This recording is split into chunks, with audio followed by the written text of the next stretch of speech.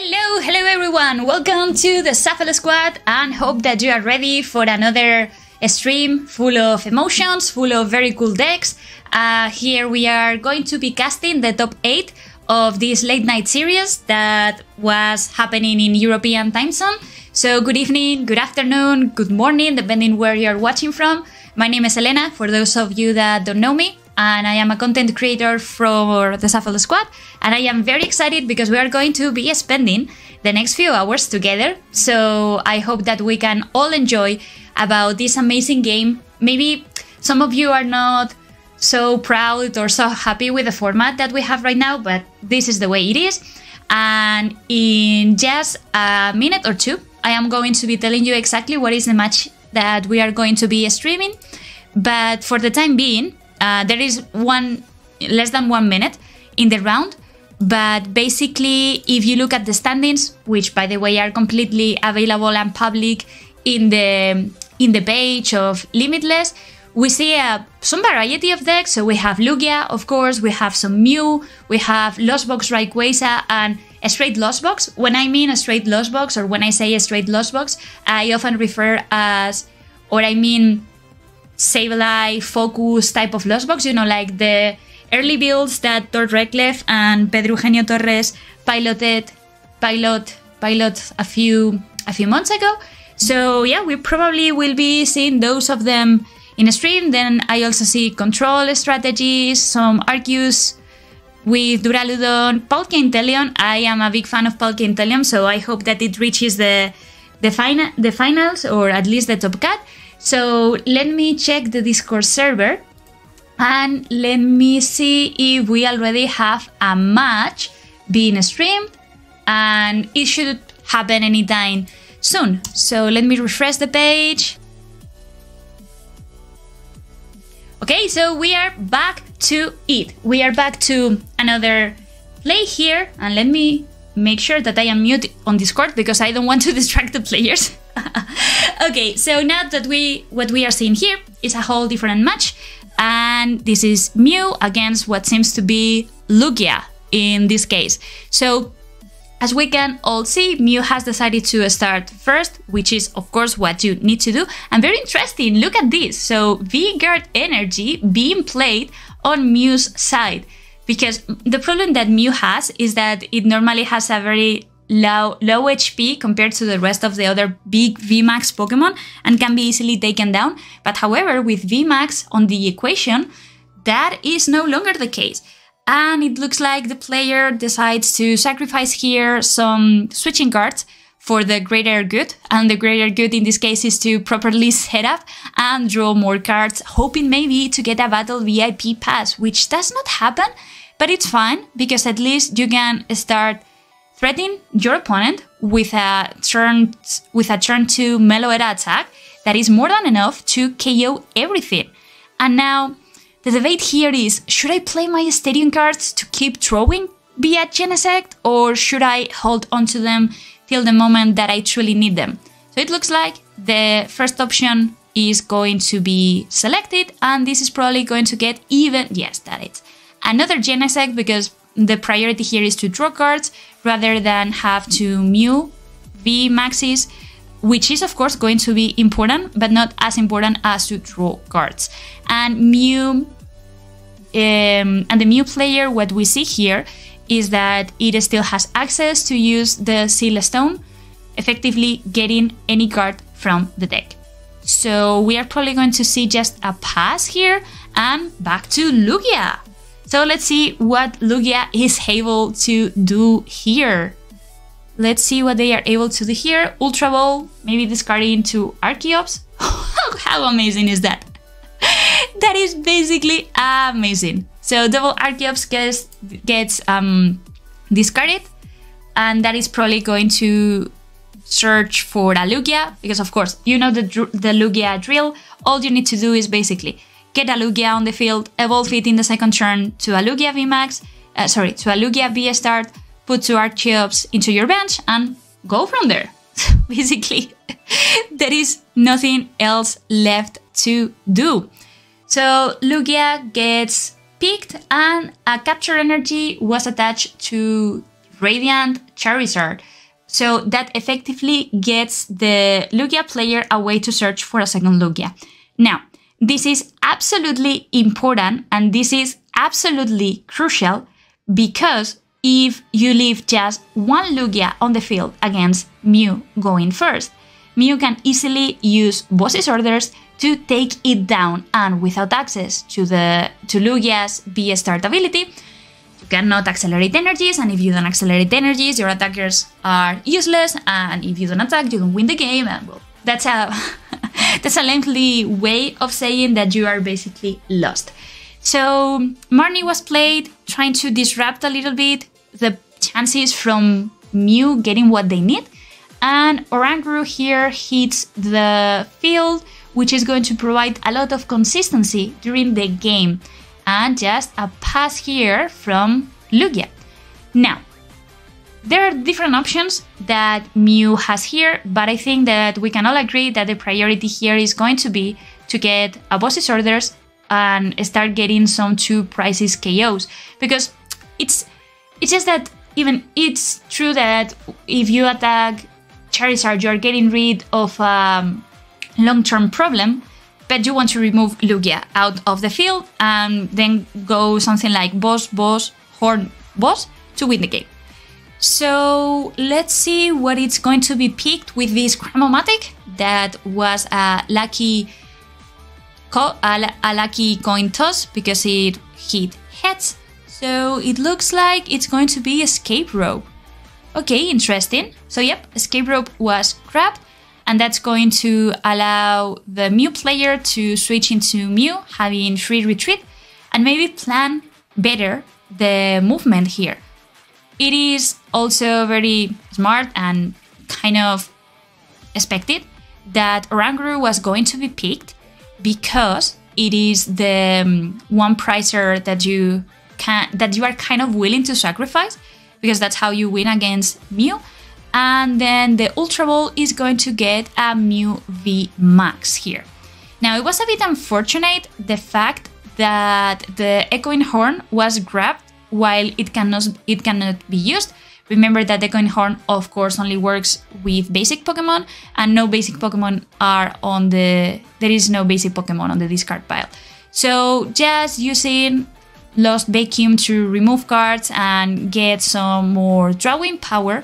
Now, I wonder what is going to be the decision here from the Mew player on what to attack with, because there are different, as you see here, there are different ways in which this can go. So either they attack with Meloetta, or either they try to find a double colorless energy to attack directly with Mew VMAX. The problem with attacking with Mew VMAX is that Lugia, if they have a combination of 4 powerful energies and maybe even the choice band, Mew can go down. So that's not as easy as it seems. Definitely not as easy as it seems. And looks like another Ultra Ball is going to be played, maybe grabbing another copy of VMAX or not. Okay, no, so no copy of VMAX was grabbed, just trying to maximize here the power of Genesect. And now this is absolutely game changing, because as I was saying, probably something that you want to avoid here is to attack into a one prizer. So Boss's Orders is going to be played into the benched Lugia, effectively giving 2 prizes. So not only it gives 2 prizes for the Mew player, but also it gives the possibility to use Echoing Horn in the next turn.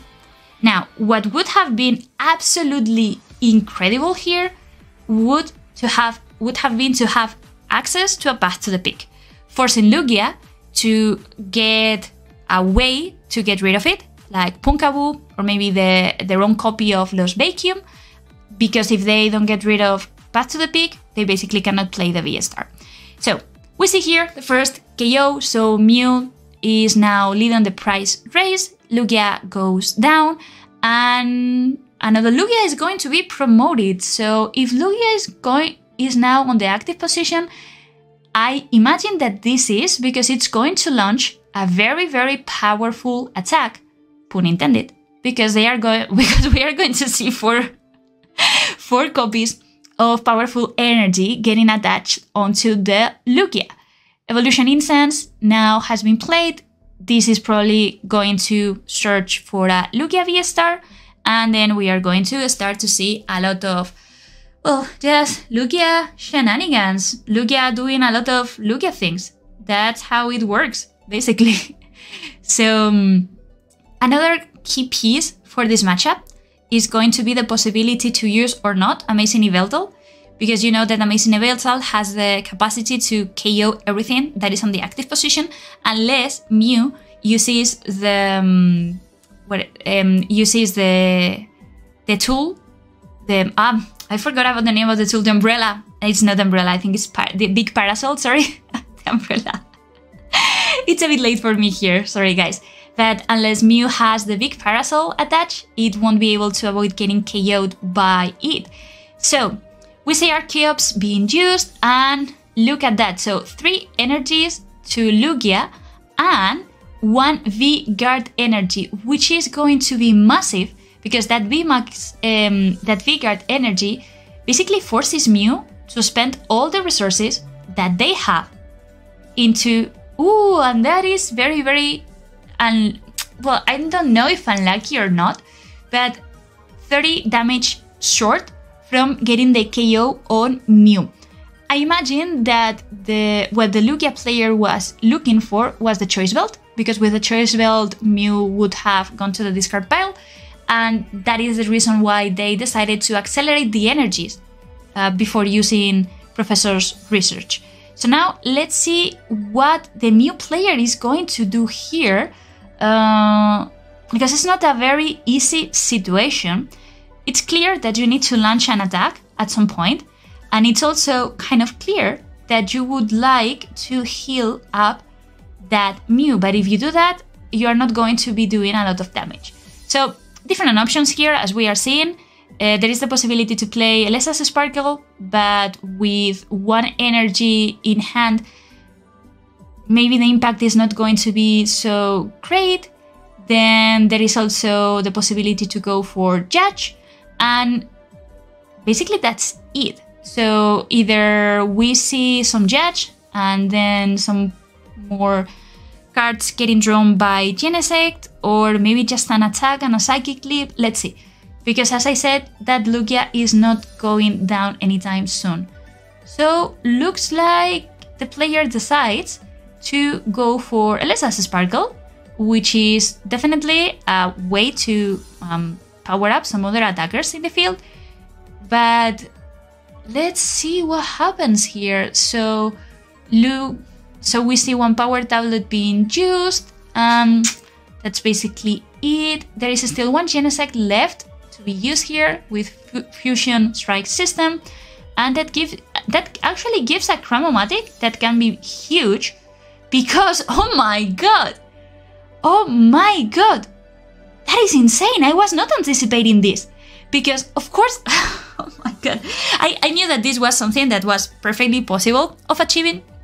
The thing is that the player needed to get at least 2 power tablets with that hand, and I didn't see a lot of chances of that hand being reduced to draw more cards. So now the pressure is on Lugia. The pressure is on Lugia, even if it's true that it can now get 4 prizes, equalizing the game. Wow, what an interesting game we are seeing.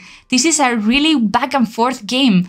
Mew player getting heads on the Chromomatic, that was absolutely key to get the KO, but now I think that it's going to be the turn of Reiko to shine. It's going to effectively KO the Meloetta and then deal some damage to the bench Mew.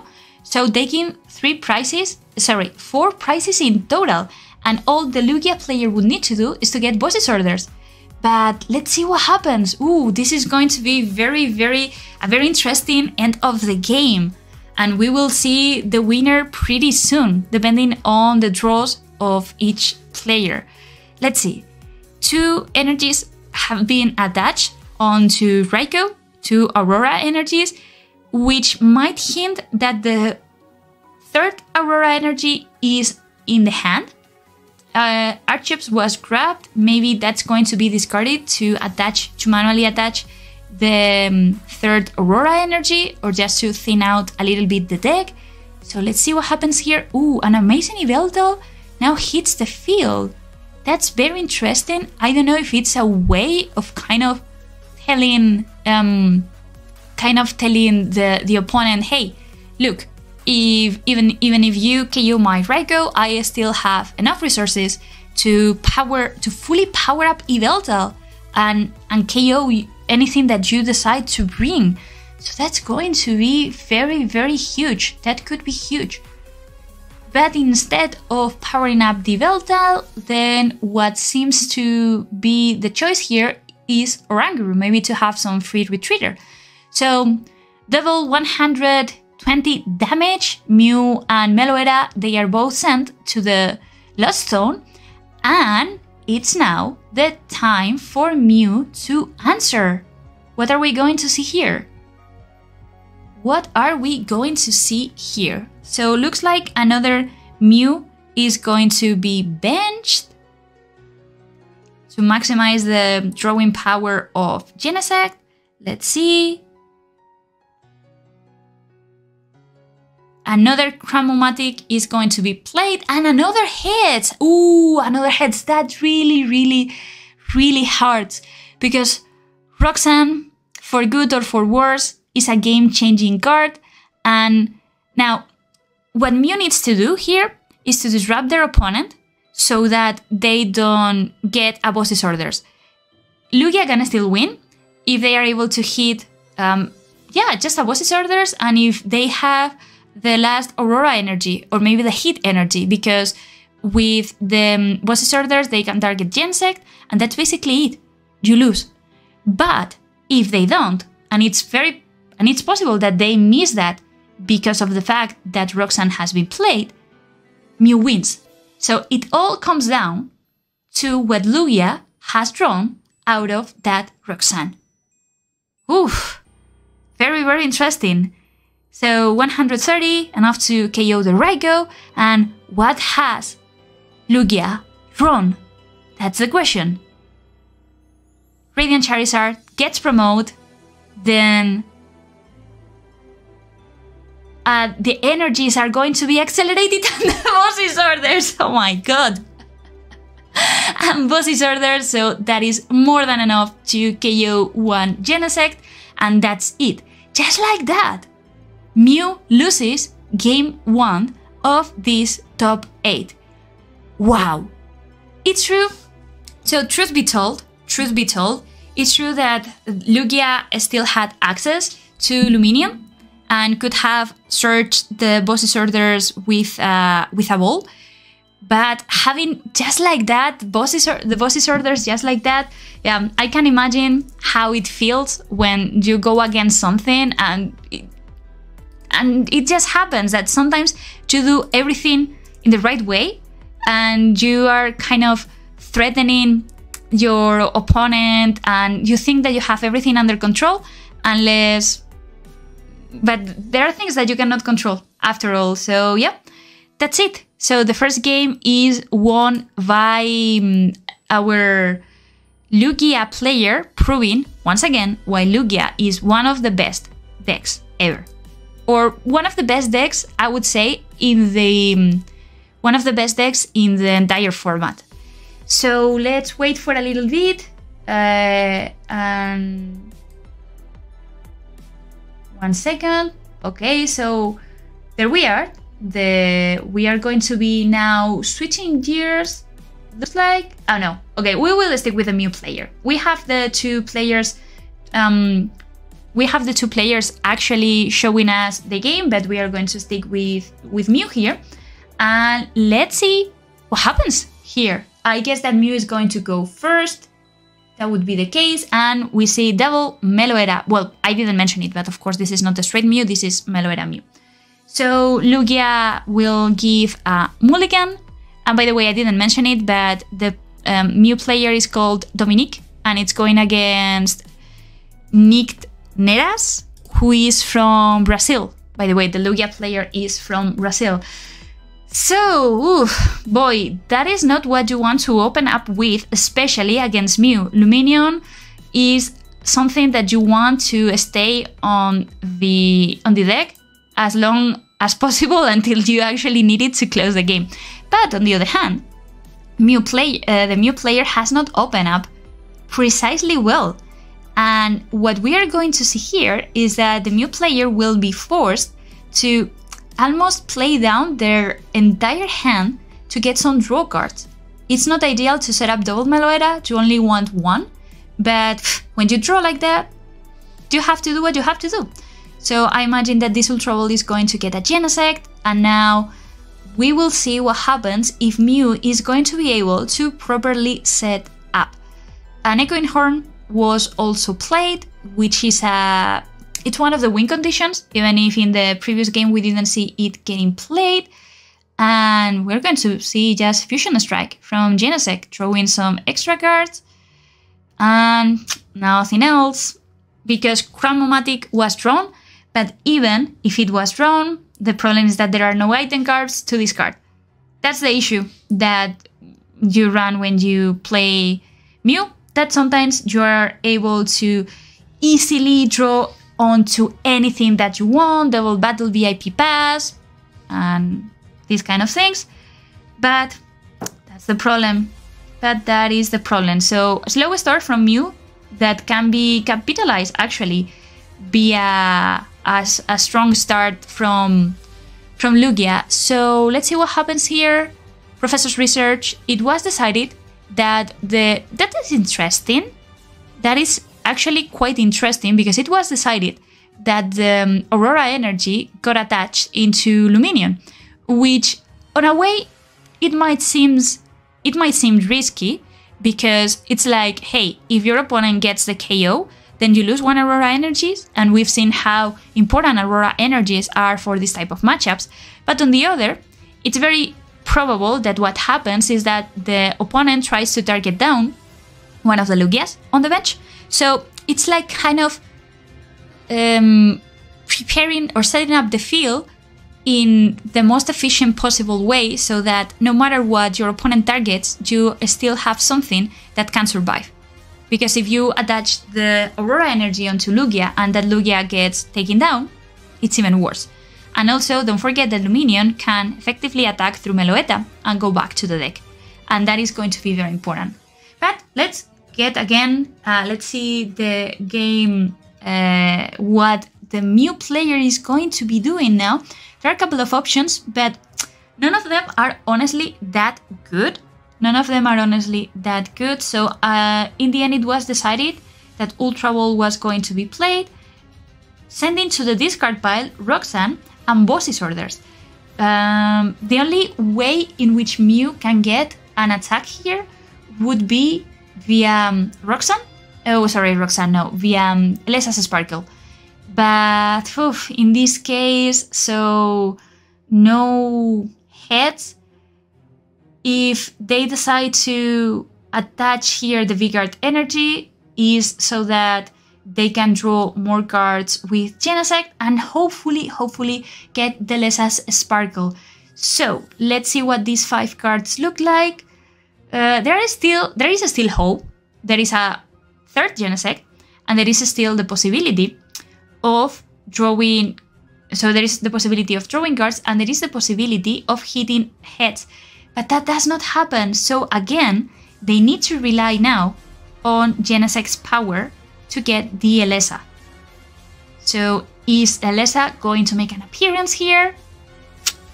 It doesn't, but the stone does. And a stone is capable of getting Elesa. And I guess that's what the Mew player is going to go for. Or at least that's what I would imagine. So yeah, Elesa gets grabbed, and Mew recognizes here that it is absolutely necessary to attack right now and to start getting some damage on the field. And that's what we are going to see. And I guess that now what we are seeing here is how they are discarding even more resources in an attempt to reach path to the peak. Because if you can effectively shut down Path to the Peak, well, or maybe not. No, it's true. They already had all the Genesects used. So it was a way to remove a tool from the field, and now it's Lugia's turn. So let's see how this goes. This is going to be very interesting. Lugia, of course, can easily blow Meloetta away. Poor Meloetta is not going to survive against the rage of the Guardian of the Seas. And we see now the V-Star getting played, so 2 Archeops hit now the bench. And what is going to be interesting is the attacker of choice. I think that we might see just a very straightforward attack from Lugia V-Star and trying to protect itself from a total KO with a Vigor energy. So in my opinion, what the Mew player is going for is for double Boss's Orders to win the game, which is something that is not going to be that easy because, as you can tell, Echoing Horn has already been played. So, this is not looking that great. Ooh, and look at that.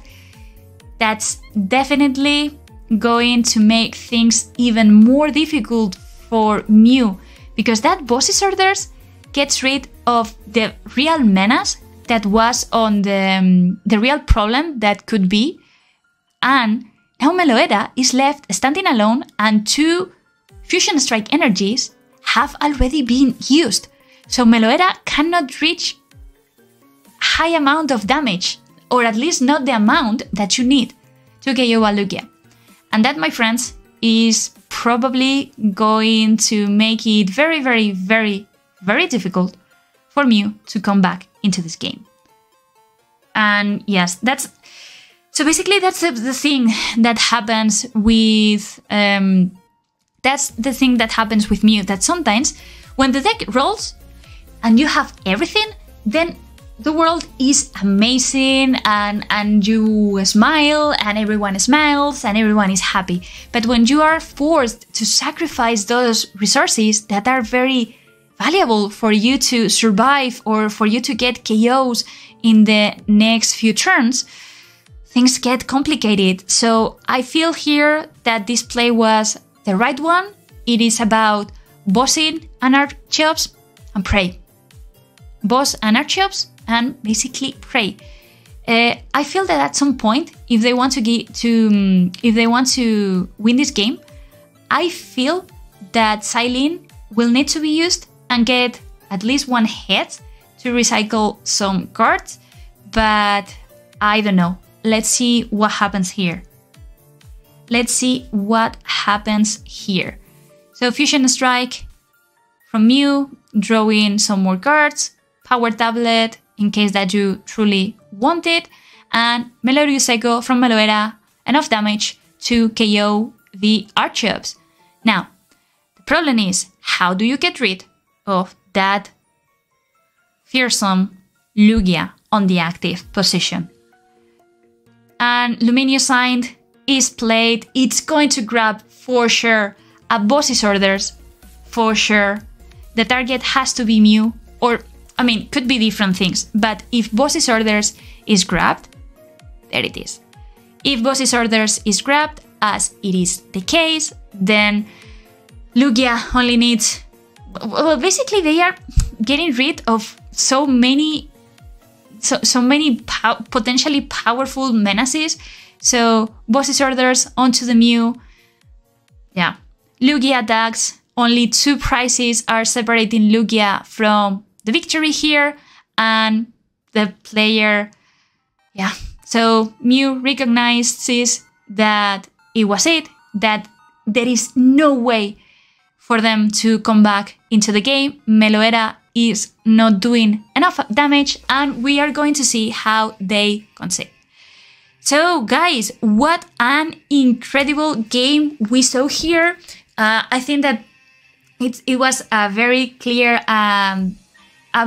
representation of how this matchup goes, and the fact that Mew is so powerful, but only when it draws in the right order. Mew is Mew is basically a deck that has to draw in a particular order, and when that does not happen, that's basically it. When that does not happen, that's it. So we are going to be back in just a second, because let me check exactly how the standings are looking like. So the top cut, there it is. So we are waiting for one more. If I am not mistaken, we are currently waiting for one game to finish, and then we'll get into the top 8. So allow me to go and get myself a glass of water, and I'll be right back very soon. So don't leave, stand by.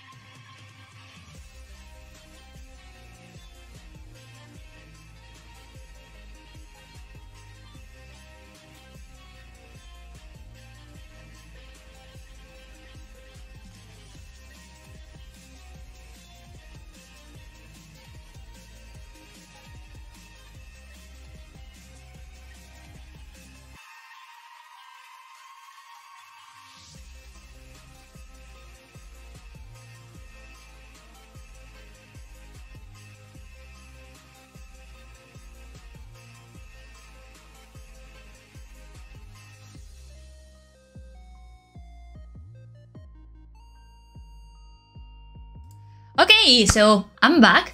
I have my glass of water with me. This is supposed to be a Hogwarts Harry Potter mug, but you cannot see the draw anymore. Anyways, so we still have one top 8 matchup going on, and so I thought, why not? Let's stream it, even if we've already covered our top 8 matchup, but there is this one that is left, and it's being streamed in Discord as well, so why not look at it, even if, of course, we won't be able to, we would have already missed most of it, just because it's been on for a while, but let's see some action. And in this case, let me give you some background information about what we are seeing here. So it, of course, features, as you can perfectly tell, Lugia against Lostbox. Now, the score is currently 1-0 in favor of the Lugia player. So if Lugia wins this one, then it will go straight for the top 8. So I didn't see exactly what has happened in the previous turns, but for the situation that we are here seeing, looks like Lugia and Lugia and Lostbox are pretty much in a very similar position, in the sense that both of them have gotten 2 prize cards each, and now looks like Lugia is going to be attacking over this poor Cramorant. Well, actually not poor Cramorant, it's a pretty nasty card to go against, to be perfectly honest. And also, another important thing that you need to know, the Lost Zone player, who happens to be a British player, is playing almost a straight Lost Zone kind of deck because it features double Samacenta V, 1 Reiko V, 1 Luminion, 1 Radiant Greninja, and that's pretty much it. But this is not combined with with Amazing Rayquaza. So, having said that, let's see how they are going to come back into this game. The only way to potentially KO Lugia in this situation is going to be with Raikou, but if you look at the bench, you will see that Dunsparce is actually now using its effect to protect Lugia and leaving it without any type of weakness. So it's going to be a challenge. I guess that I don't know exactly what the Lost Box player has in hand, but I think that the best option here would be to attack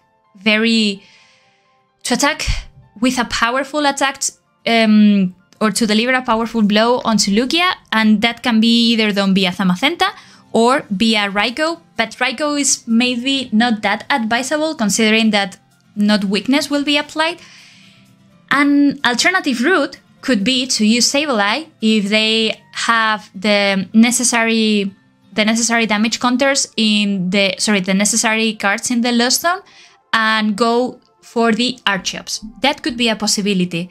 Right hand has been played and has attached 1 Water Energy onto Greninja, so maybe we even see Greninja attacking this turn. Maybe Greninja will target down the Dunsparce, so making then Lugia sensible again to a lightning type attack, but I don't know. Some recycling cards being played. So Super Rod is the one that I started playing with. So Ordinary Rod gets played, takes back double Cramorant, but to be perfectly honest, the pressure is now on the Lost Zone player, because if they don't win this game, if they don't equalize this game, Lugia is going to advance into the top 8. So maybe we are going to see another attack from Cramorant. Yep, that basically seems like it. And I think that would worry me a little bit if I was the Lost On player is a potential Raikou. I don't know, however, because I think that we haven't seen the discard pile from Lugia. I don't know if there are enough Aurora energies for Raikou to be played, but let's see what the Lugia player decides to do here. So Primal Turbo, okay, that always gives me a mini heart attack when I see the damage, when I see, the countdown begin in BTC Online and you're about to lose the turn, and had the Lugia player lost the turn, things might be very, very, very difficult. So let's see how Lost Box is going to react now. There are different options, as I was saying, but I don't know if now targeting the Archeops is going to be effective at this stage of the game. Greninja is fully powered up, and it's probably going to be the one that we see attacking, but it is not strong enough to KO Lugia. And even if you get one KO on the bench, then how do you prevent Lugia from taking more prize cards? That's what I am currently wondering. So yeah, not entirely sure of how this is going to play out. Now, Flower selecting from Comfy, sending Luminion to the Lost Zone. Okay, another Comfy now will allow some more cards, where there are plenty of cards in the Lost Zone, so Sableye and Mirage Gate and all of these cards can very easily be used. The problem here is that Lugia only needs 2 attacks to win, and that considering that the opponent doesn't use something like Raikou V. So Greninja gets promoted into the active position, it's going to launch an attack, And that attack is going to target... So Lugia and Dunsparce. Okay. Lugia and Dunsparce is, I think, the most obvious or the most reasonable move. But as I am saying, how do you prevent your opponent from getting the last two prizes? Lugia is left with 80 HP left. It can be easily taken down with everything. So Sableye can come here. Cramorant can come here, but now looks like the Lugia player is preparing everything for the moment in which Lugia goes down, powering up a Radiant Charizard. And if Lugia goes down, Radiant Charizard has the power to literally destroy anything, Zamazenta included, which is very important because Zamazenta is weak to fire, and even if Zamazenta was not weak to fire, Charizard would still be able to finish it off. So I guess that we are going to just see a Tempest Dive. Again, like they are always at the verge of at the verge of the final countdown. Oh my god! So Luminion gets played here. I wonder exactly why. Maybe to accelerate some energies, or to grab something. I don't know what I'm missing here. Okay, so Skyla, which is a really interesting... Okay, so Skyla, maybe this was chosen as a way to thin out the deck. It's fine. In case that the Lost Box player plays Roxanne. So, one attack from Lugia, only one prize separating Lugia from another top 8. And how is Lost Box going to react?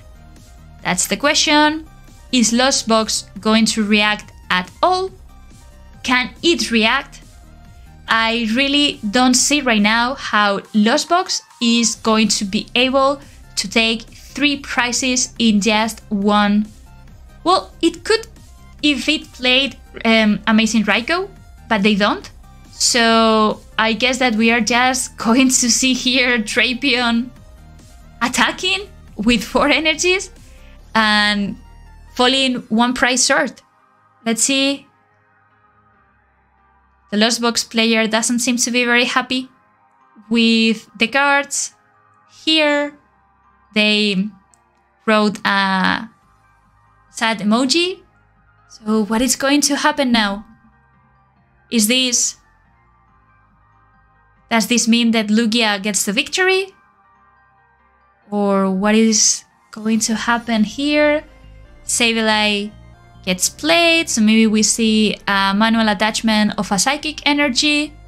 Escape Rope. I would imagine that here you either promote the Charizard or the Luminion, something that you can attack with. Okay, so Charizard gets promoted. And then...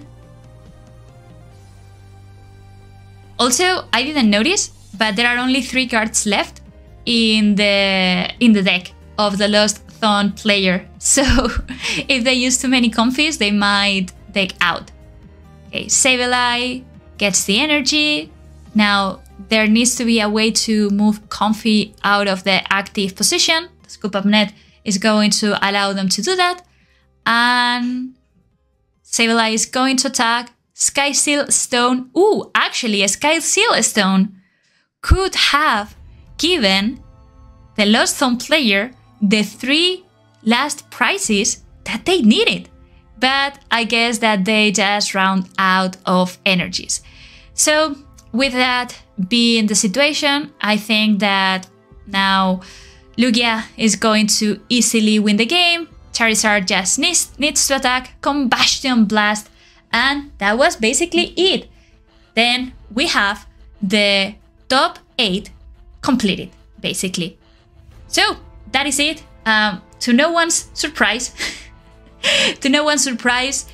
Lugia is, I think, the most popular deck in our top 8. Let me check very quickly what our top cat looks like.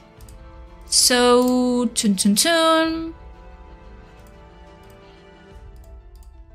So we have a Lugia Mirror Match, and then Lugia against Control, which might be the game that we will see streamed. So we have the 4 players now getting ready to play this match. I guess that we are going to be seeing the Control one just because I think that we have all seen a lot of Lugia mirrors, but I will get back to you as soon as I have the stream and so as soon as someone is setting up the game. So be right back in just a second. So hang in there.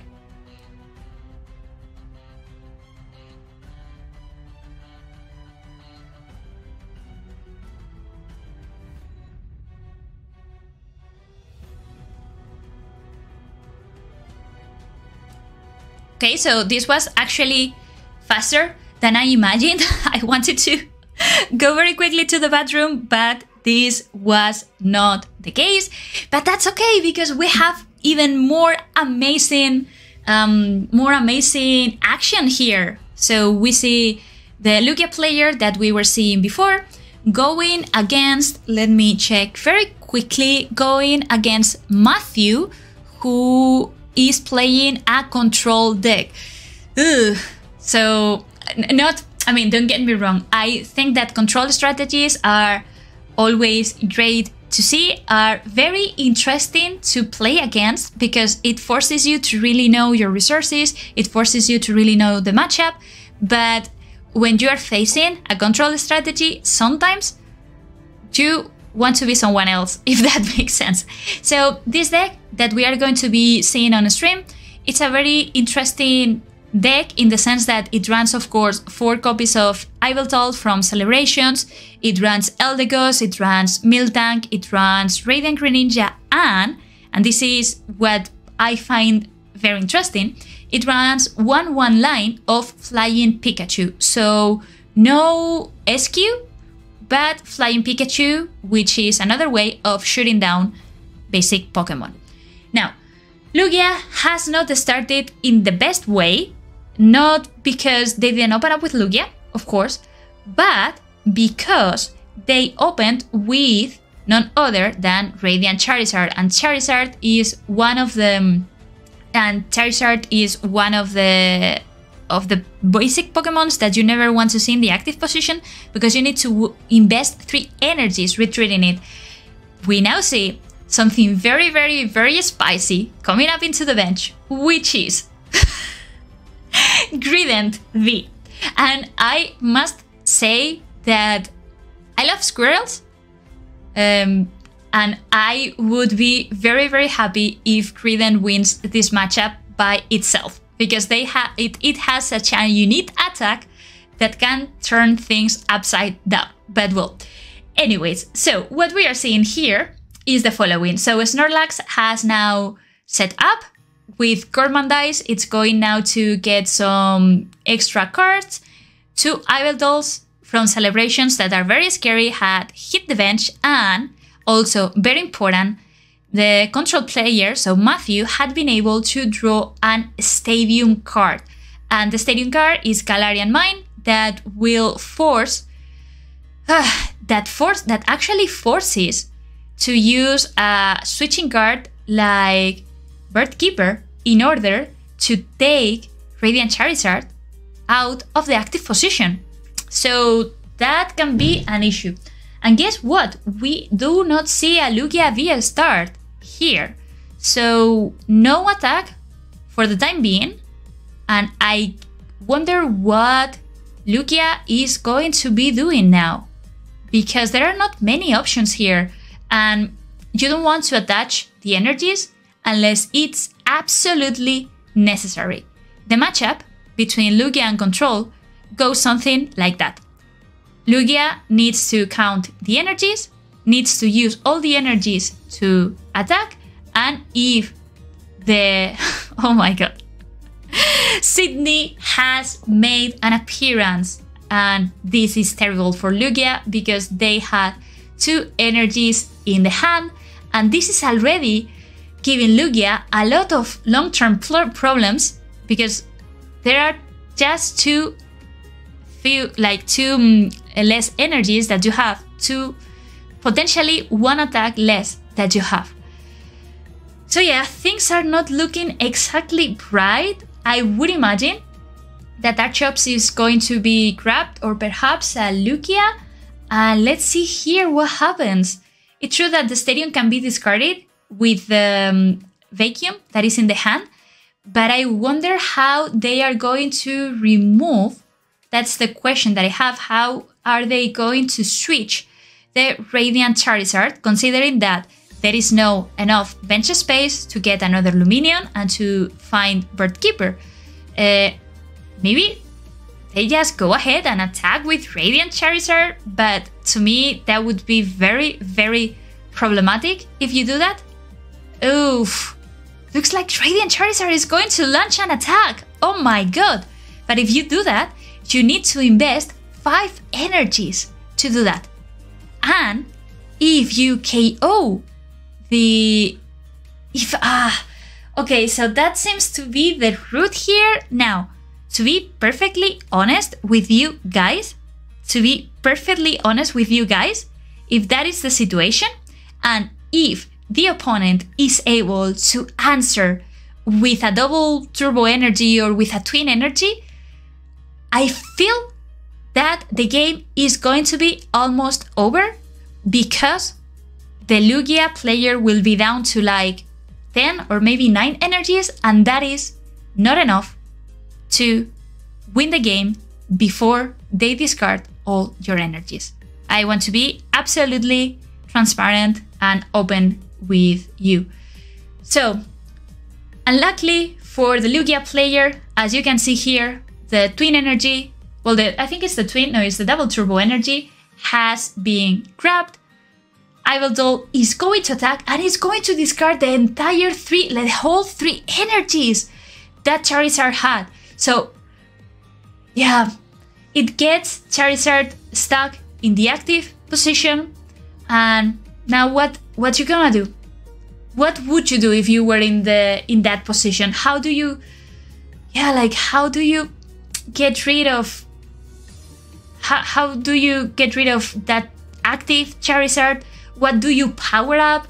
Do you play passively? And even if you're able to power up other attackers like a Grident VMAX or your Lugia or even your Luminion, it is still going to be very challenging for you to use the attacks that you need to win the game before Yveltal leaves you without energies. And at some point, that needs to happen.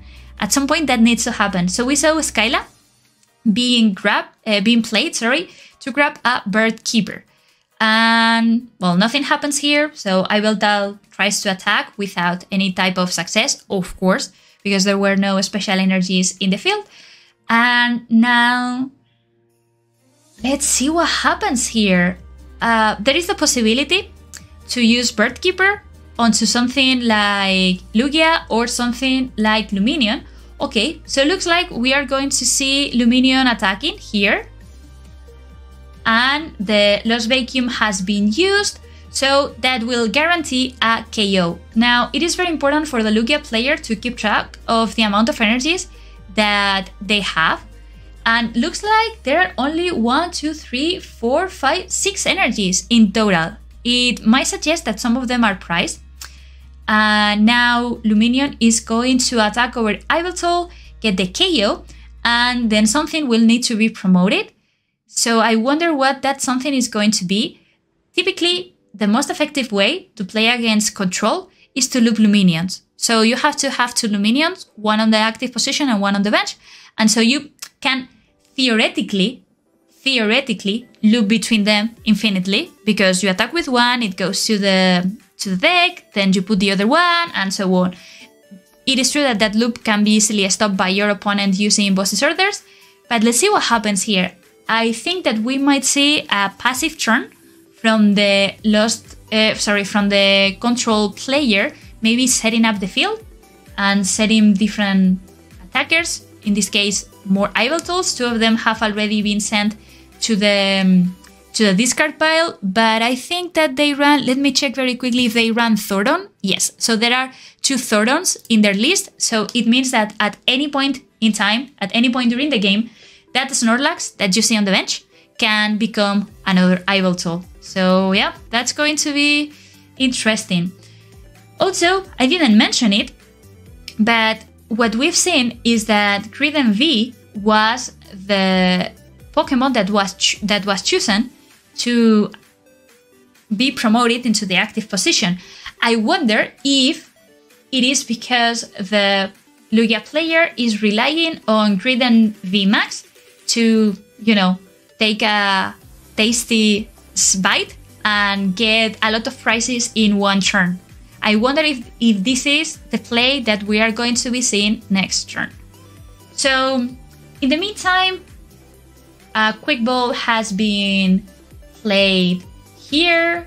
Let's see what they are going to grab. I guess that they are just thinning out the hand so that Snorlax can effectively use Gormandize and get as many guards as possible. I don't think that we will see an attack here at this point of the game. And there it is. So Gormandize for 7 cards. And are we going to actually see Greedent V Max hitting the field? As I said, I'm a big Squirrel fan, and I would love to see some very weird things with a chunky Squirrel destroying control. Not because I have any preferences between those players. Of course, I don't know them. But it's just that it would be how cool it would be to see such a big Squirrel doing that. So, now, Lugia is going to play Marnie to disrupt the opponent's hand. Very interestingly here. This could potentially stack something into... It could potentially get rid of the resources that they needed to win the game, especially if they don't have a second Snorlax. But let's see. Now, what are the possibilities that Lugia has here? How do you attack with? With what do you attack? And even if the risk that you have is that even if you decide not to attack, which is the case, if your opponent plays his second copy of Sydney, it will be almost impossible to come back into the game. I don't know if Sydney is in the hand of the opponent, doesn't look like it, but if it is, it's almost game over. Okay, so Snorlax just feels comfortable there in the active position, Gormandizing, eating. What does a Snorlax eat? I don't know. What does it eat? I don't know. And Boss's Orders is going to target... Let's see what is going to target Boss's Orders, because it was grabbed via Luminion, and then Archeops will use its ability to accelerate some energy, which, I mean, on the one hand, it's good. You need to attack to win against control. But on the other, if you use those energies, on something that is not going to give you an immediate advantage, then that Yveltal from Celebrations is going to destroy you. So, looks like nom nom nom nom in scissors, nom nom nom nom in scissors is going to be used. We'll draw some cards, we'll get one prize, because of course Yveltal was KO'd, and the question is, will now Matthew be able to answer? I feel that if they are able to answer with an Yveltal, things can get difficult for the Lugia player. And look at that, Thoron making an appearance and transforming Greninja into Yveltal, and Yveltal discarding 3 energies from Greedent. It is true, however, that Greedent could still attack, because I feel that there were some more energies in the deck. But the question is, do you have enough energies to at least attack 3 more times? I think there are not enough energies in the Lugia deck. Let's see.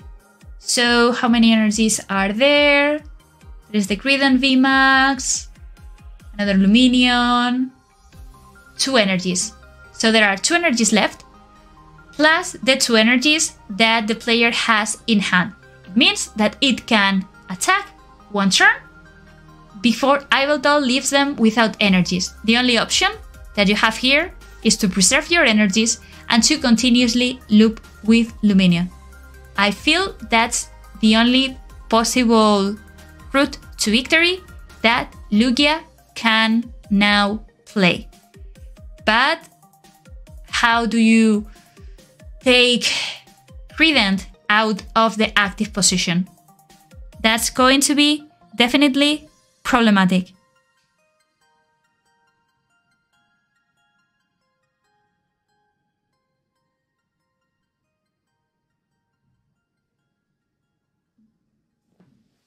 So difficult decisions from Lugia. Of course, this is not an easy matchup, especially if you are not used to play against it. I guess that at this point, Lugia is like, you know what, wherever I am going down, but if I am going down, I am going down with a style, munching and eating a lot.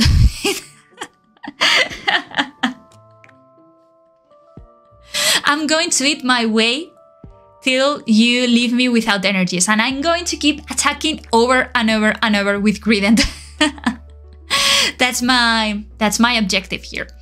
So let's say, well, maybe actually that's interesting that Regieleki was promoted. That might be because the opponent does not have a lot of energies. Oh, wait, that can be actually very bad. So the opponent not having energies means that they are going to try, that's interesting, that they are going to try to stall the game and to win the game in another way. There are still 3 energies in the Grident V Max, in the Grident V on the bench. Now, the question is, I don't think that the Lugia player has another way of retreating Radiant Charizard. So I think that at this point is just being very, very, very patient. Yes, no retreating cards, no retreating options. It's true that they could potentially get rid of the stadium, but even if they did that, Radiant Charizard requires 3 energies to go to the bench, and that's not looking very promising at this point, to be perfectly honest. And there are only 8 cards left in Lugia's deck. So at this point, I think Lugia is pretty much blocked, unless, I mean, yeah, you could maybe power up something, but what do you power up? A Charizard? Maybe the only option that I see here is to try to manually retreat Charizard, but I don't see how. If there was that possibility, maybe you could retreat Charizard, attack with Grident, and pray that they don't have any more twin energies, but it seems that they do. Now, if they have a net and they are able to discard the energies from Grident, I think that we can all assume that this game is over. So, Quick Ball going to be played here. I feel that both players are now trying to play a more cautious game. Eldegoss has now been grabbed, which means that if they really want to, it can transform into anything that has already been used, like maybe Sydney. Sydney could be very damaging here.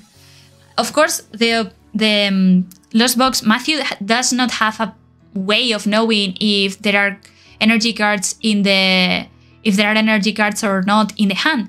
But if they assume that energy cards are in the hand, it is as easy as using Eldegoss, playing Sydney, and that's basically it. So, and maybe the fact that they are using Archeops without targeting anything gives already the hint of the special energies being in the hand already. So what is Lugia going to be doing here? What is Lugia going to be doing here at this position? There are not many things that can be done. Maybe evolving Trident VMAX, but I don't see it helping at all. And yeah, even if Matthew wanted, he can just keep drawing cards until Lugia decks out. That's basically it. A second Thordon is going to be played, which might hint the fact that he has another energy, and that's it. So there are only 2 energies left only 2 energies left, guys, in the Lugia deck, and they are not enough for anything to attack. They cannot attack with absolutely anything. So I feel that at some point we are going to be seeing a concession here, to be seeing Lugia scooping out, unless, of course, like they want to keep going on to see, maybe to test some things out or to try an alternative route. The thing is that there are not many options left, are they? Yeah, you could keep looking at your deck, but there are 2 energies. No attacker that you have on the field can attack with those energies. So all that Control needs to do is to pass the turn until they deck out. Exactly. That's what they are going for. The deck out. And even if they truly wanted to, they could do the Eldegoss loop, which is basically attacking infinitely without decking out with Eldegoss. And I think that might be what they are going for, or not. I'm not entirely sure of what is going on here. So Coldress Experiment has been played to maybe accelerate some cards and make sure that there are no last minute surprises. I guess, or I think that there was a Marnie left in the deck, so that would prevent the deck out. But it looks like we are going to be... It looks like we are going to be here for a while. Looks like we are going to be here for a while because no player... So the Lugia player decides to keep going on. And yeah, so there it is, the Bird Keeper Eldegoss loop to effectively start attacking. Yes, that's exactly... that is exactly what this deck is capable of doing. So you basically attack, and don't... and put pressure on your opponent. Even if they try to stall, there would be a moment in which you win because you are always putting some damage on the field. But now Lugia understands there is nothing left for them to do and just concedes, forfeits the game and concedes. So now we will need to see a second game of these top 4. And the player that wins this game is going to meet Lugia in the finals, because remember that in the other bracket we have a mirror match. So we're going to go straight away onto the second game of this particular round. Let's go. So Matthew against Lugia. Who's going to go first and how they are going to set up? That's going to be absolutely key. Now, Lugia is going to go first, I would assume. Yes. Let's see if they don't start with Charizard this turn. Okay. So the hand is decent in the sense that they started with Lugia. However, there is no way for them to discard just yet any card to get Archeops on the discard pile. So, okay. So they decide to go for Capture Energy and to go for what looks to be Oranguru to maybe try to set up the field. Now, when you're playing this matchup, it is all about trying to save your energies as much as you can so that they can be effectively traded to give you a KO each turn. And that's basically how you try to beat Control, even if sometimes it's easier said than done. Now, interesting, because it looks like the player didn't have a lot of options here. Ooh, that Bruno was pretty good, because it already give Matthew the Regieleki and the Iveltal. Now, what are we going to see here? Still no Archeops into the discard pile, so Marnie seems like the safest choice. Also, it would be scary if we could see an attack. And look at this. We are actually... if they really wanted to, we could see an attack from Lugia, but with the downside of only setting up one Archeops. So I don't think that's going to be the situation here. I guess that they will just get something that they don't really need and just use Read the Wind or Read the Wind, maybe? So Primate Wisdom gets used here, and or maybe we're just going to see a pass after all, because these two cards that Lugia has in hand are pretty valuable to get wasted. I mean, not wasted, but if you use Lugia's attack, it's true that you set up, but on the other hand, you will be left without one Luminion and without one energy, and as we have said, it is absolutely key. So the player decides here, Lugia player decides to actually discard one of the energies. So this is an advantage for control because it's one less energy that they need to worry about and one less chance for Luminion to attack with it. Let's see now what the control player, what Matthew is going to be doing. I think that they are not in a hurry. They just need to set up their bench, to set up their attackers, and to wait. You need to wait till Lugia has at least 2 or 3 energies in the field to start trading off your Yveltals with them. So yeah, the priority here is to set up basically as many Yveltals as you can, because Yveltal is what wins you the game. And there is the Snorlax just chilling, doing fine, eating as much as he wants and using Gormandize again and again. So yeah, was more than okay, I guess. And now, so Lugia will be able to use Summoning Start, 2 Archeops are going to hit the field, and what is going to make a difference, because I guess that Marnie is going to be played here, is whether a double Turbo Energy or a Twin Energy gets played, because if the opponent somehow breaks after that, chances of Lugia winning are high. However, if there is a way for the control player to get out of that situation, maybe drawing a Colress Experiment, maybe drawing, well, Bruno has already been used, but a double Turbo Energy or something of the likes, it's now going to be problematic for Lugia, considering that one energy is already on the discard pile. What would be absolutely terrible for the Lugia player would be if there is a combination of the of Sydney plus the attack of an Yveltal. So let's see what happens. Luminion gets played here, and it looks like a boss's order is going to be grabbed for the next turn. Maybe to target an Yveltal or something that gets powered up. And we're going to see a Tempest Dive, I would imagine, right? So Tempest Dive from Lugia. No, so no Tempest Dive. So looks like they are going to accelerate some energies onto Luminion after all. Some energies are going to be accelerated onto Luminion, maybe considering the possibility of attacking with Luminion and getting back into the deck, preserving the energies that way. But let's see if that actually works.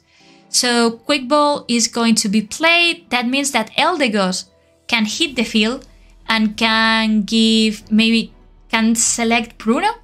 And if Bruno gets played, you know that they get a lot of cards out of it, 8 in total.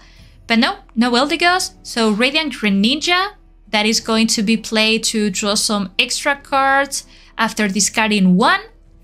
And yeah, let's see. Also, let me check very quickly because I need to see the list. Yeah, it runs to Eldegoss. So unless they are priced, it's because they already have a plan. Colress's Experiment. Okay, that's going to give them a breath of fresh air, which is going to be welcome. Now, what looks to be the play here, interestingly, is going to be the attack from Regieleki that gets back 1 trainer card from the discard pile, and the trainer card that gets back is Bruno. Okay, so it's basically giving Lugia the tempo they need to attack. So that is absolutely game-changing. I would imagine that, well, there are different things that Lugia can do here. it can either keep attacking with Lugia, it can maybe retreat Lugia and try to attack with Luminion, which will get the KO, or could even use the boss's orders onto something that they don't want, like an Iveltal. But let's see. There are, as I am saying, there are different possibilities. They will help you in different ways. So, yep. Let's see what happens here. So looks like the option is going to be boss's orders. But not clear. Boss's orders targeting Greninja? Maybe because they consider that Greninja is a problem getting the resources that they need in the long term. And then attaches a manual energy, so attaches manually an energy to Luminion and just a Tempest dive. Now, I would imagine that here what is going to be promoted is an Iveltal. That's it. And remember that Bruno is still available, but they didn't actually need to play Bruno because the energy was already on the hand. So now we are going to be seeing an attack from Iveltal discarding what looks to be the 3 energies attached to Lugia. That would be probably the way to go, because that way you trap Lugia on the active position and you force... Oh, okay, well, so it's a combination, okay. So you are getting rid of the Aurora energies and you still give Lugia the possibility to attack, but only if it attaches 2 energies. Now, different possibilities. Again, here, different options that Lugia has. It can maybe attack with Lugia and get the KO. But then you know that probably an Iveltal is going to avenge the Fallen. You could potentially use Birdkeeper to attack with Luminion and preserve your energies, but you won't get the KO. Well, now you do get the KO. Now you do get the KO on Luminion, if you want, because you can use Lost Vacuum and get rid of the tool. So maybe that's a possibility, right? Attach some energies onto Luminion and get the KO. Wait. Are there enough energies, Aurora energies, for Luminion to attack? No! Oh my god, so Luminion cannot attack! Well, yes, it can. Well, it can. Sorry, it can, because it still had the manual attachment. Sorry about that. No, it still can attack. So, well, that's a way of preserving energies. Yes. Aqua Return will get the KO. And now the question is, what are you going to be promoting? Because the issue here is that, okay, so Lugia gets into the active position. Lugia only needs 3 attacks to win the game. But the problem is that these 2 energies are going to disappear from Lugia, probably. And if that is combined with something like a boss's orders, it's going to be an issue. Or even Sydney. Yes, so boss's orders will target Oranguru, which is of course the one that has the highest retreat cost. And it will get rid of the energies from Lugia. So let's see what Lugia is able to top deck here. Not much, nothing that really helps in this situation, but still Oranguru is a card that is left to play. So maybe Oranguru would give something like a Marnie or something. So let's see. Primate Wisdom is going to put something on the top of the deck, and Skyla gets drawn. Skyla could be interesting to get another supporter for the following turn. But yeah, I mean, if you really wanted to, I guess that you could even attack with Oranguru, but it's not going to do a lot, I think, in this situation, if you attack with Oranguru, because yes, you get the KO, but, well, maybe if you attack with Oranguru here, and then you start looping Luminions, maybe there is a chance for you to get the 3 prizes before they do, even if the control player had decided to bench Miltank, acknowledging that if they go for the Luminion loop, that's the way for it to stop. So yep, looks like we are going to see an Angry Monkey smashing the Iveltal here with 3 powerful energies. The only thing is that you need a follow-up attacker, because that Oranguru will be stuck kind of forever unless you do something, or unless you run like an air balloon or something that will help Oranguru to go back to the bench. But no, Skyla was not played, so just a hit from Oranguru, and look at that. That might be very good moving on, which is a Luminion draw. But we see here another Yveltal being powered up. Now they acknowledge that there are no enough resources for Reiko to be a menace, so that's why another Yveltal appears, and 3 more energies go to the discard pile. Well, I was talking about Luminion loops. There you are, it's Luminion loops. The only problem that I see with this is for you to effectively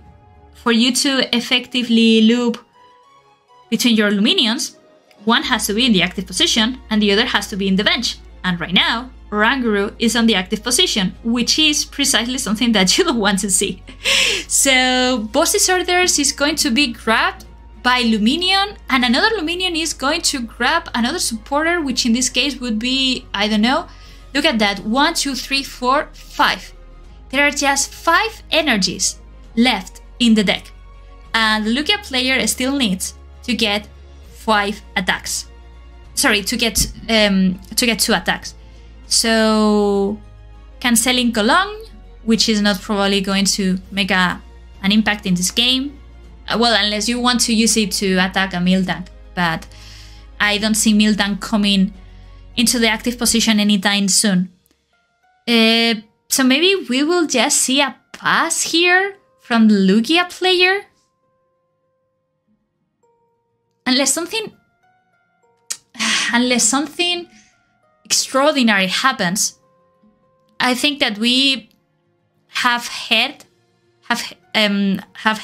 to a checkmate kind of situation and that has been set up for some turns now. And look at that, like the control player asking Lugia, hey, play quickly.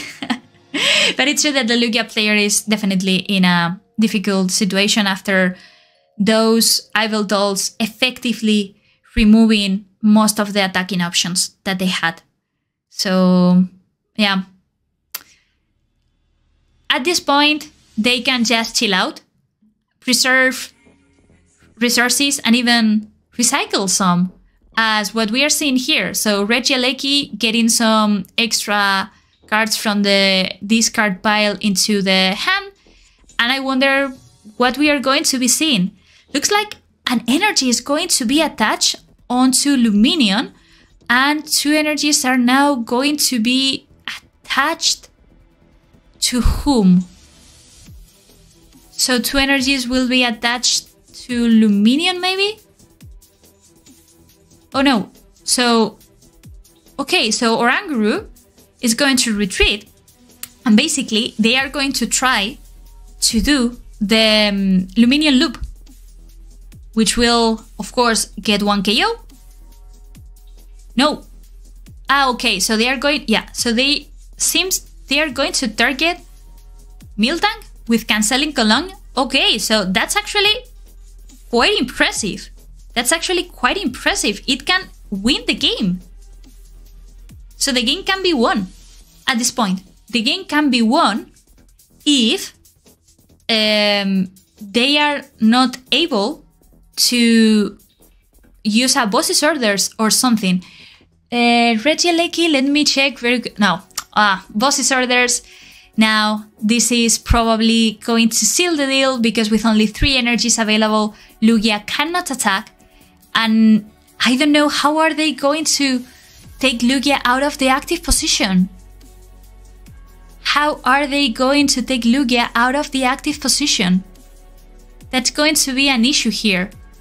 But it's true that if there is a way for them to retreat and to power up Luminion, they win the game, because they are only 1 attack away from winning the game. But Lugia is not the attacker. that you can use here. You need to use Luminion. But how do you take Lugia out of the active position? That's what I wonder. If at least they had like maybe gotten an energy out of the prizes, this might have been fought. But right now, this is not looking really good. This is not looking really good for Lugia. Could have been won, but not the best thing. Yeah, not the best situation ever. Okay, so Oranguru now will use the Primate Wisdom ability to preserve some cards, and let's see if they decide to accelerate the game. Also, remember that it's very unlikely that even if the control player has less cards, fewer cards than Lugia, they can still use this infinite Eldegoss loop to keep doing damage and never deck themselves out.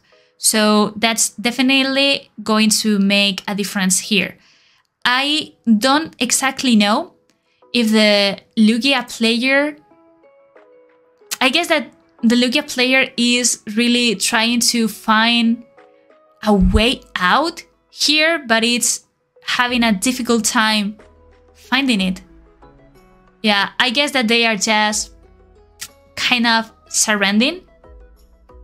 Yeah, they are surrendering, basically.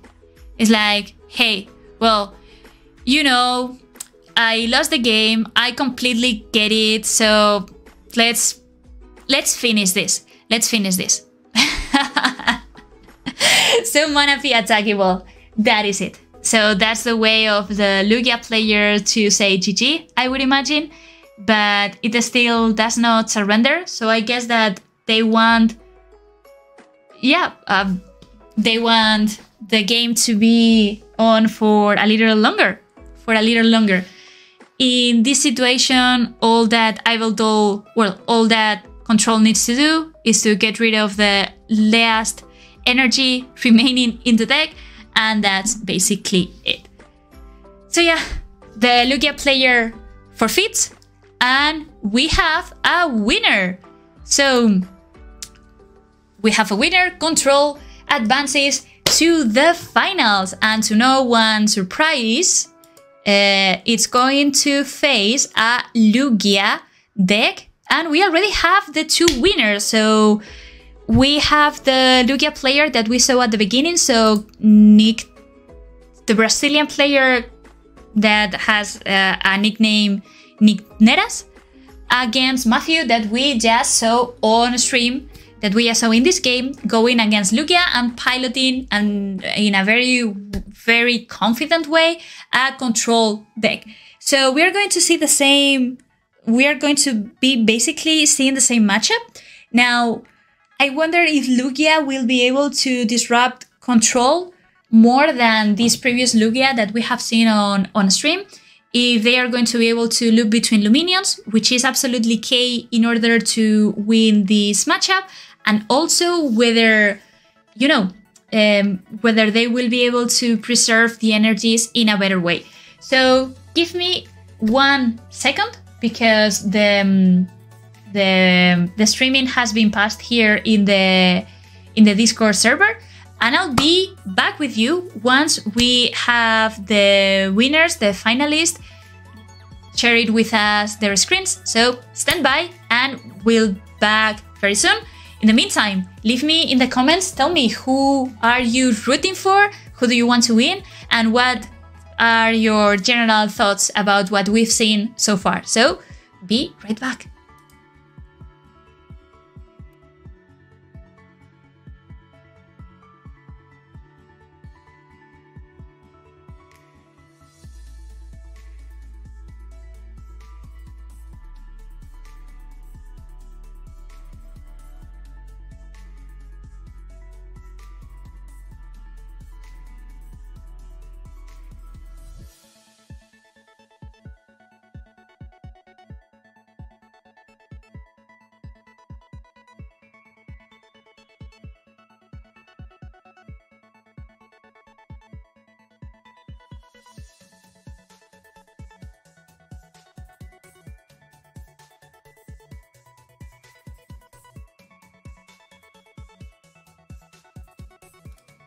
Okay, and there we are with the finals. The finals are here. So Lugia against Control.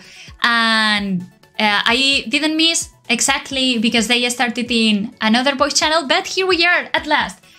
And what we see here is that Lugia started, but it had a very unfortunate start of Pumpkaboo in the active position, which is something that you don't want to open up with because it has a lot of retreat cost.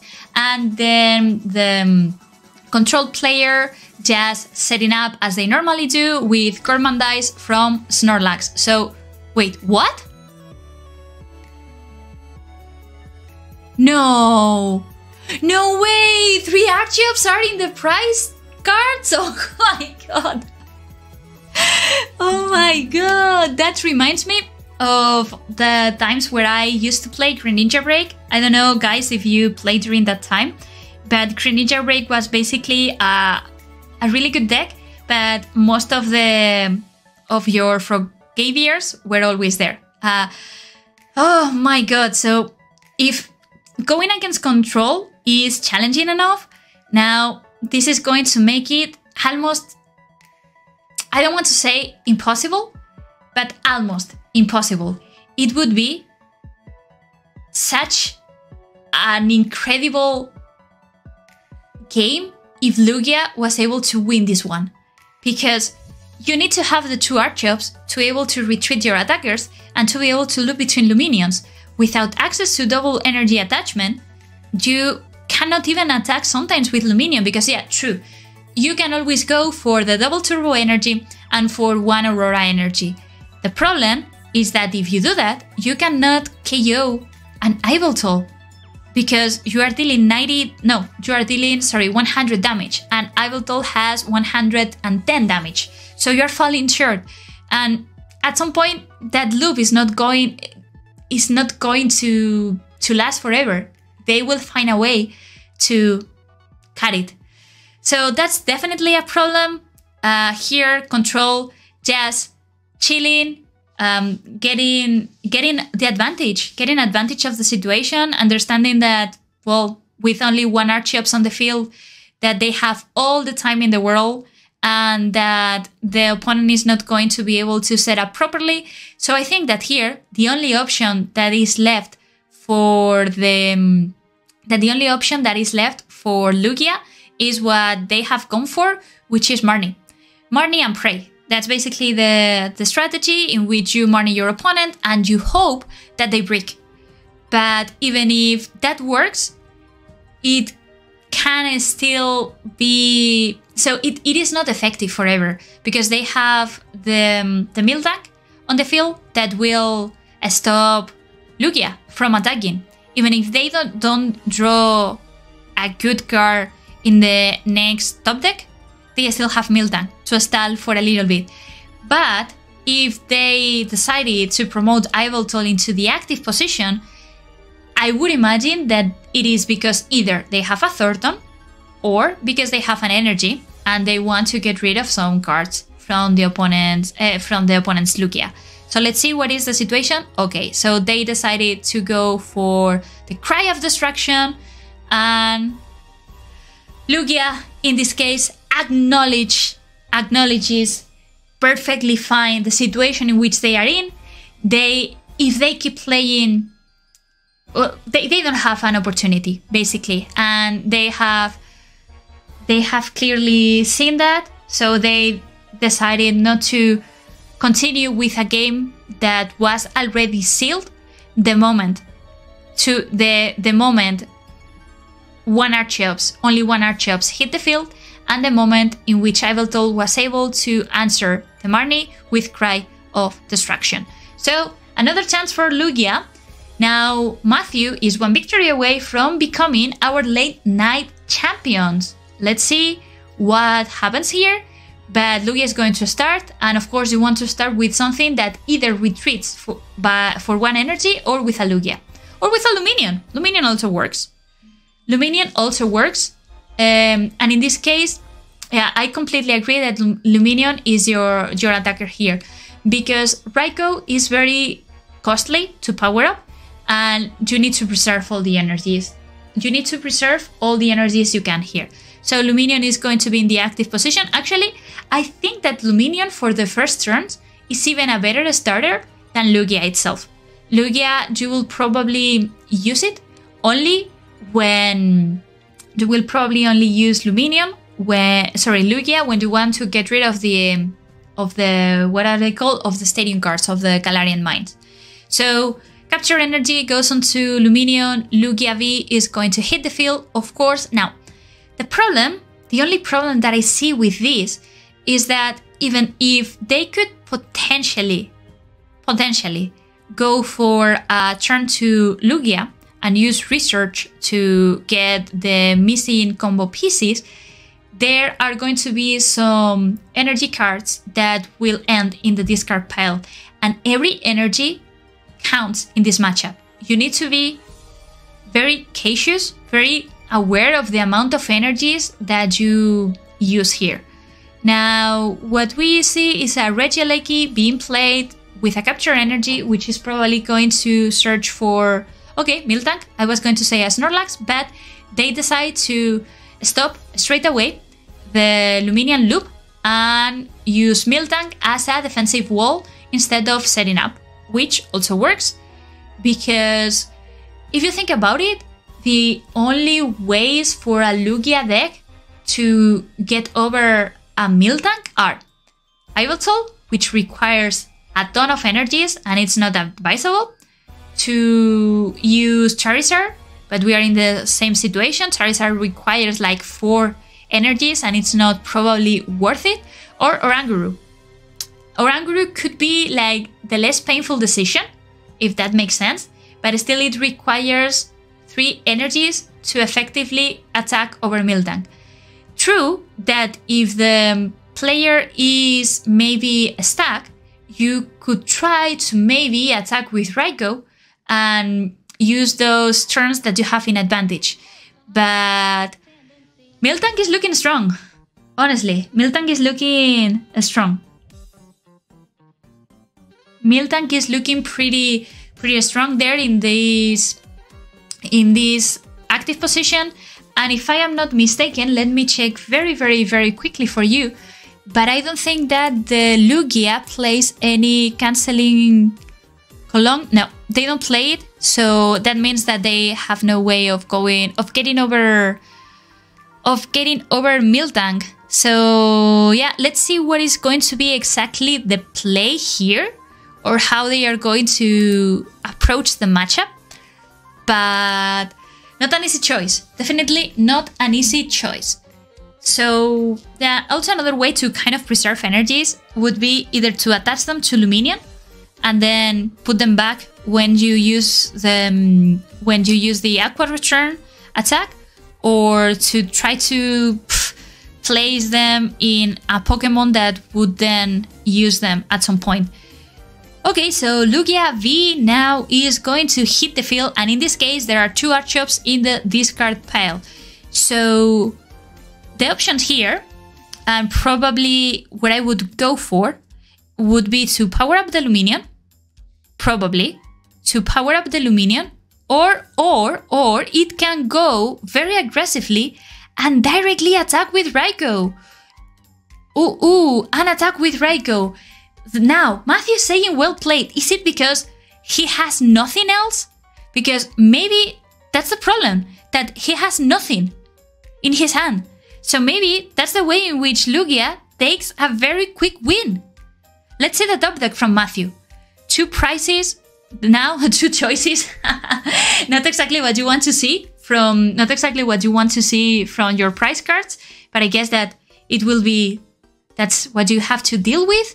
Let's see. So Goldrex Experiment, you now need desperately, they need to get a way to attack with Yveltal.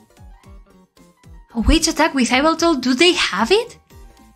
Do they have it? Do they have a way to attack with Yveltal? Yes, they do. They do. Okay, so Cry of Destruction is going to get rid of all the energies from Raikou. That is it. It was a bet. It was a very risky but aggressive movement from the Lugia player, betting on the possibility of the lost of the possibility of Matthew being bricked.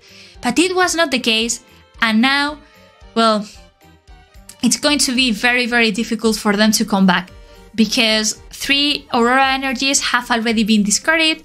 Then Raiko attacks for 2, Raiko retreats for 2 energies, and yeah, true, you can keep spamming Lugia's attacks, but at some point, let's see if that is going to be enough. It might be enough, though. It might be enough.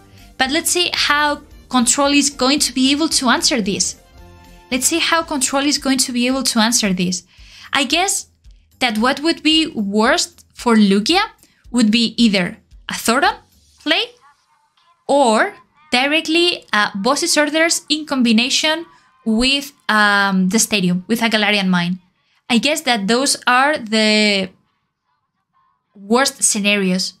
And looks like Thoron is going to be played using another Yveltal. And Lugia is of course not feeling happy about this. So Cry of Destruction is going to get rid of another 3 energies from the hand, from the field. Now, how many energies are there left? So 1, 2, so 4, 5, 6, plus a 7th one that is sitting on the hand. So these 7 energies, yeah, true, they can get you at least 2 attacks. But now the question that I have is, will Control be able to answer again with Cry of Destruction? If that is the case, things might be a bit problematic. But if it's not the case, I think that Lugia wins this one. Let's see. So Tempest Dive, Yveltal gets KO'd, and Marnie could be huge. Only 2 attacks is separating Lugia from equalizing this series. This is actually very, very exciting. I honestly don't know exactly who's going to win, because the player Control player has not been able to properly set up, as in the previous game where they had like 4 Yveltals in the bench. So now that's what they needed to do, Electromagnetic Radar, and try to force the opponent to waste energies retreating something. But they still have the energies enough to do that. So in fact, let's see what happens here. A possibility, there are no ways for, no, they even run Birdkeeper, so Oranguru needs to retreat manually, or either that or attack. Oranguru could potentially attack, attaching itself the remaining powerful energies and get the KO on Regieleki. That's something that can happen. However, if the opponent then, if Matthew has the possibility of getting another Cry of Destruction, things are not going to look great. But there is Marnie, and Marnie can change everything. Oh my god, I think I'm screaming. But because this is, wow, this is very nerve-wracking, and this is basically, that's it. Double GG. Well, there are still chances. There are still chances. So, if Yveltal gets a Cry of Destruction out, it wins. If they don't, it's Lugia who wins. So, did they get the energy? That's the question. Did they get the energy? Because if they got the energy, they won. If they don't, they lose. That's basically how this game works.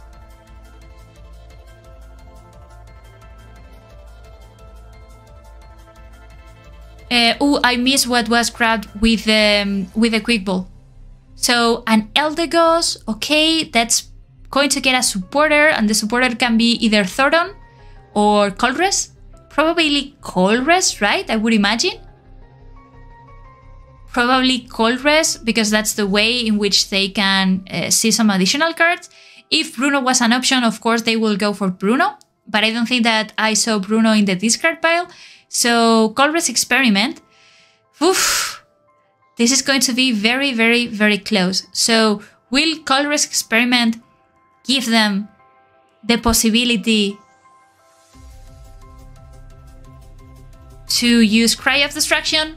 Yes, so it happened. So Cry of Destruction, and that's it. So we have a winner, guys. We have a winner. Matthew with Control is now our champions. Yes, that was, I think, I really like this matchup. Or well, I really enjoyed casting this top 8 for many reasons. First, because I got to see some decks that I really like Palkia Inteleon, which is one of my favorite ones. I also got to talk a bit about Mew, and we got to see a finals that was not a Lugia mirror match, which is always something that, of course, like it's appreciated in the type of format that we live in. And I thought that this was a very interesting approach on how to play the matchup between Control and between Lugia. From my experience, as I was telling you throughout the game, it's about trying to look between your Luminions, getting a bit lucky with the Marnies, and then missing something in 1 or 2 turns. And that's the way in which you can win. But of course, don't forget that Control was designed with the idea of beating both Lost Boxes and Lugias, which are the most popular decks right now. And of course, Mew is also a free win for them.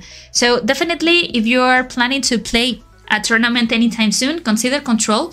It's true that it's very tiring to play because it's about taking a lot of decisions.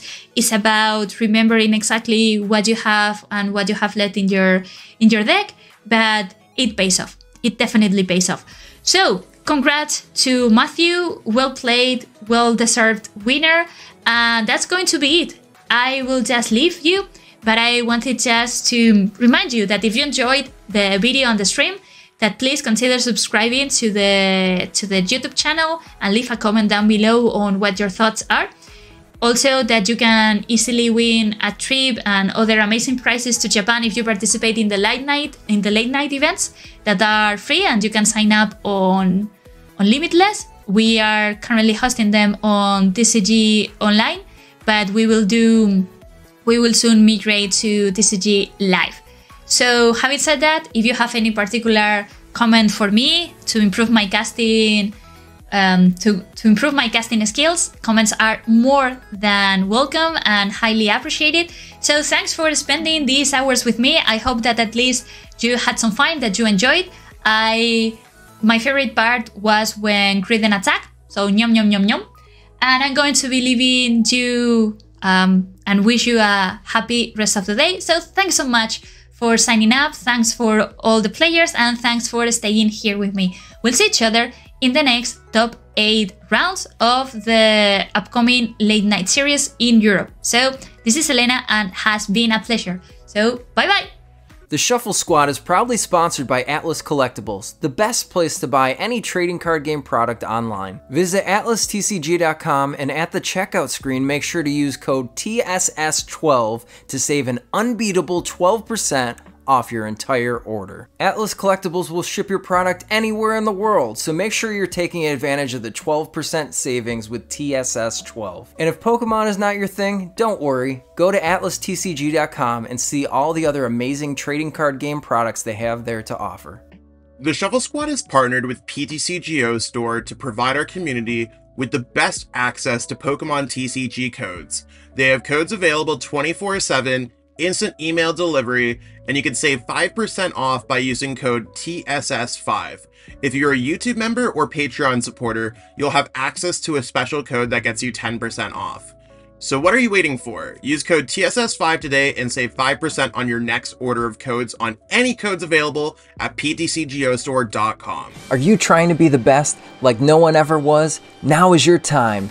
Head on over to Metafy.gg and search out all our amazing Pokemon TCG coaches where you can book all sorts of training plans ranging from deck help to full season sessions with your favorite coach. What a great way to up your game. Check out Metafy.gg in the description below and take your game to the next level.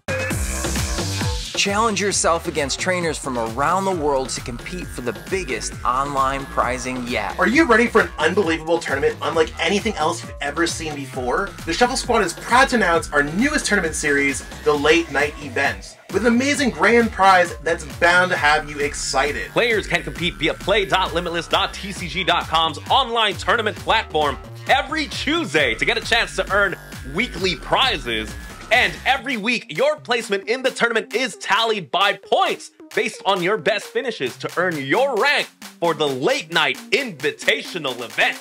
The series will be conducted starting February 7th of 2023 and carry all the way through to the Invitational on July 9th of 2023, where the top players will be rewarded the grand prizing. And the grand prize is a signed jersey and photo op with the entire Shuffle Squad, as well as a fully paid trip to the Pokemon World Championships in Yokohama, Japan. This includes hotel and airfare, whether you're a player or a spectator. Don't forget to check out all the live coverage on our YouTube and Twitch channel of the top cuts of these events for every week. And subscribe so you can get notified where to watch the Late Night Events Invitational brought to you by the Shuffle Squad. Now get out there and start winning. We'll see you in Japan.